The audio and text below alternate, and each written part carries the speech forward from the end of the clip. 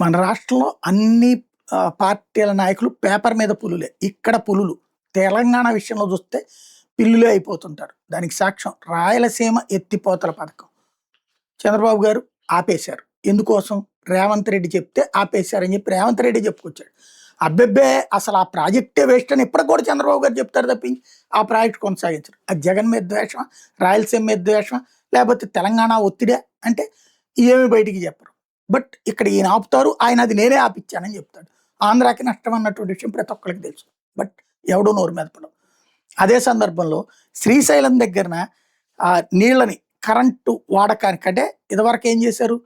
అది ఉట్టి జల విద్యుత్ ప్రాజెక్టు కాబట్టి మేము వాడేసుకుంటామంటూ తెలంగాణ వాడేసింది. అది కేసీఆర్ ఉన్న వాడింది, రేవంత్ ఉన్న వాడేసింది. అదే సందర్భంలో మనకి ఇక్కడ పంటల టైంకి నీళ్లు లేని పరిస్థితి వచ్చింది. అక్కడ ఆ జల విద్యుత్తుని వాడేస్తే ఆ నీళ్ళు ఇటు పారబోసేస్తే మనం తర్వాత నాగార్జున సాగర్ వీటి దగ్గర వాడుకోవాల్సి వచ్చింది తప్పించి అప్పటికి టైం సెట్ అవ్వలేదన్నమాట.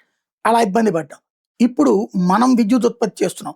శ్రీశైలం ప్రాజెక్టులో నీటి నిల్వలు తగ్గిపోతున్నాయి. మా ఏరియాల్లో పంటలకు కష్టమైపోతుందంటూ మంత్రి జూపల్లి కృష్ణారావు మహబూబ్ నగర్కి సంబంధించిన మంత్రి అనగానే ప్రెస్ మీట్ పెట్టి ఆంధ్ర ప్రభుత్వానికి విజ్ఞప్తి చేస్తున్నాం అనగానే ఆపడేశారు. ఆ విషయాన్ని ఆయనే చెప్పాడు. మన ప్రభుత్వం నోరు మెదపలేదు, మన పత్రికలు రాయలేదు, మన రాష్ట్రంలో రైతు సంఘాలు నోరు మెదపలేదు. కానీ శ్రీశైలం కుడి ఎడమగట్టు జల విద్యుత్ కేంద్రాలు విద్యుత్ ఉత్పత్తి ఆపేశారు. ఇది కీలకమైనటువంటి అంశం. ఇక్కడ ఎవరికి న్యాయం జరిగింది? ఆంధ్రాకి ఏమైనా న్యాయం జరిగిందా? ఇంతకుముందు అన్యాయం ఏగా జరుగుతుంది. ఇది రెండవది.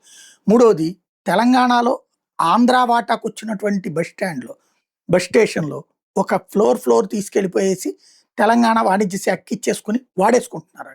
మనం ఓ లెటర్ రాసి ఊరుకుంటున్నాం. ఈ మూడిట్లలోనూ ఆంధ్రాకి అన్యాయం జరిగింది బికాజ్ ఆఫ్ రేవంత్ సర్కార్. కానీ అడిగే దమ్ము, ప్రచారం చేసే వార్త రాసేటటువంటి తీరిక ఓపిక మీడియాకి లేదు ఇక్కడ.